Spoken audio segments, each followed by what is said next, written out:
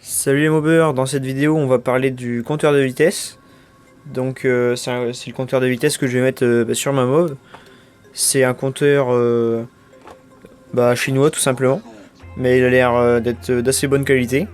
Donc comme vous voyez dans la boîte, il y a pas mal d'attaches. Il y a des attaches pour mettre un peu dans tous les sens. Il y a un petit tube en plastique aussi fourni pour décaler le compteur par rapport au guidon. Donc il y a pas mal de trucs. C'est vraiment pas mal au niveau des attaches. Donc il y a aussi les redzans fournis. On a l'aimant à mettre sur la roue. Et donc on a le compteur. Donc pour ce qui est des points forts de ce compteur là, c'est qu'il est multifonction. Il fait vraiment pas mal de trucs. Donc il fait l'horloge. Donc vous voyez l'horloge elle s'arrête jamais. Même quand le compteur est éteint, l'horloge elle continue. Donc il fait vraiment pas mal de choses. Donc il fait l'horloge, on peut choisir 12 heures ou 24 heures. On peut afficher le nombre de kilomètres total, le nombre de kilomètres parcourus en un seul trajet. On peut aussi choisir de mettre tous les 300 km un petit icône qui s'affiche avec une clé à molette pour la révision.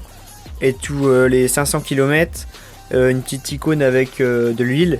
Ça fait un petit pot d'huile pour l'entretien. Donc c'est assez pratique. Après, donc bien sûr, on voit la vitesse en temps réel. On voit la vitesse maximum, donc elle est restée en mémoire, le record de vitesse, on va dire.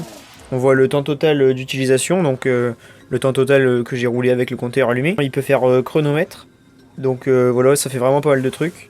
Après, il a également un beau petit design, je trouve. Enfin, c'est quand même plus beau que les compteurs de vélo habituels, là, les carrés. Donc voilà, l'affichage il est quand même pas mal. C'est assez lisible, il est assez gros. Et en plus il a une petite lumière. Vous allez voir. Voilà, une petite lumière bleue. Bon là on voit pas très bien. Je vous ferai une photo dans le noir, on voit bien.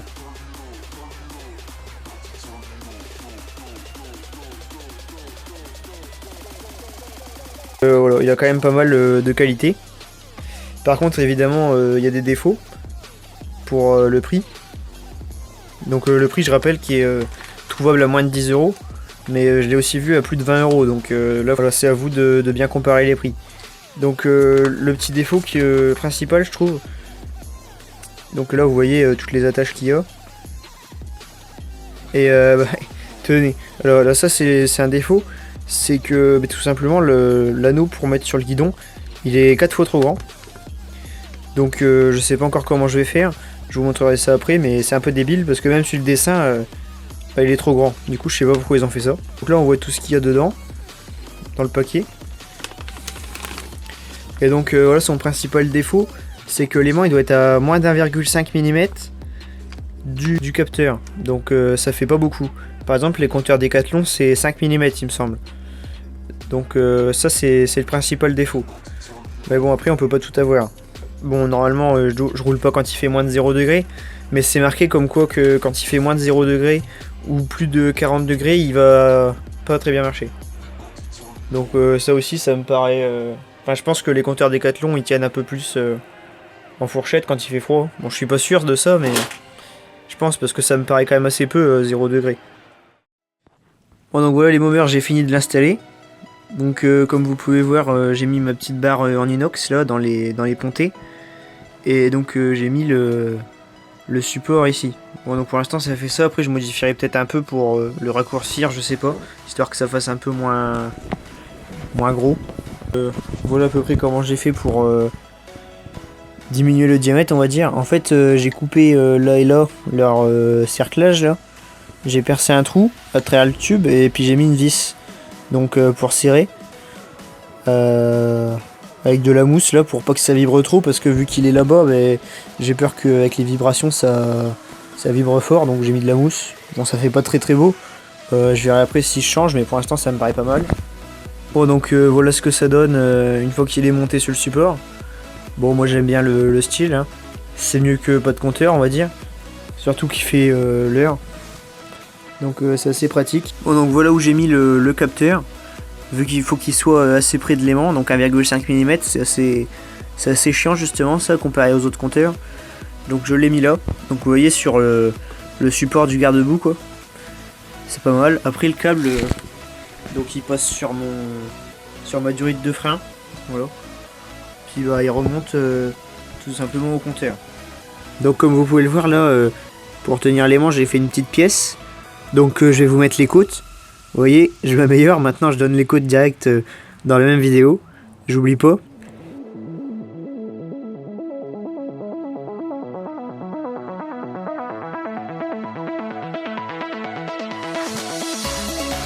Bon, donc voilà ce que ça donne quand l'aimant il est devant. Donc ça c'est le plus près que je puisse faire quoi. Certes c'est pas forcément très esthétique, même si c'est plus propre qu'un fil de fer. Mais donc je peux pas faire autrement. Je peux pas mettre l'aimant sur le disque comme on fait sur la plupart des motos. Parce que bah, simplement ça passe pas. Ça passera pas du tout. Parce que là j'ai mes grosses vis BTR.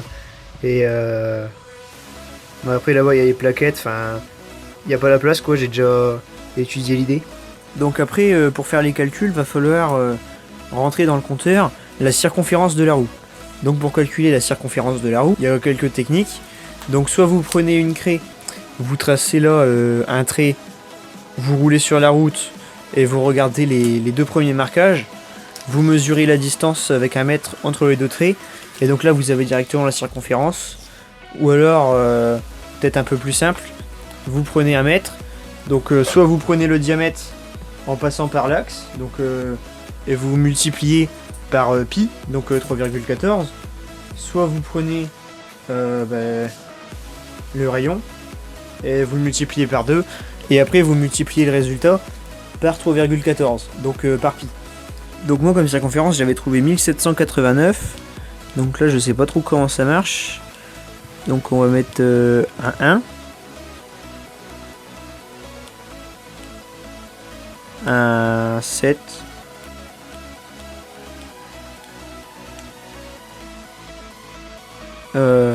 oh là c'est inversé. Ah, c'est un peu débile. Ouais, c'est complètement débile. Ouais, c'est inversé. Donc là, après, on choisit soit on veut km/h, soit mètre par heure. Donc nous, on veut km/h. Donc, comme vous avez vu avant, c'est inversé. Donc après, je le referai.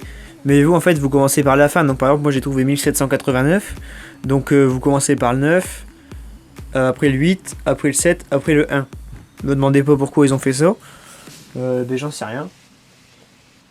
Là il y a l'odometer setting. Donc odometer ça veut dire odomètre. Donc en gros ça veut dire le kilométrage quoi. Donc là en gros ce qu'ils veulent c'est que par exemple si la mobilette elle a déjà je sais plus, enfin ce qui a marqué sur mon ancien compteur, c'est-à-dire 9452.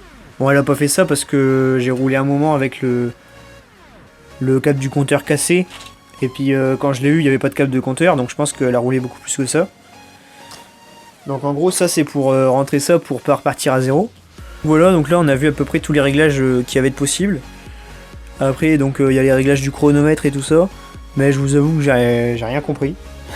Je vais être honnête, j'ai rien compris du tout. Parce qu'en fait déjà que si c'était en français je suis pas sûr que je comprendrais du premier coup. Donc là en plus c'est en anglais donc faut que je traduise. Et donc mon anglais ça va, il est correct.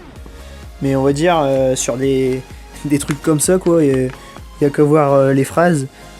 C'est un peu compliqué, surtout qu'il y a des abréviations et des trucs un peu tordus quoi. Bon donc voilà pour ce qui est du compteur.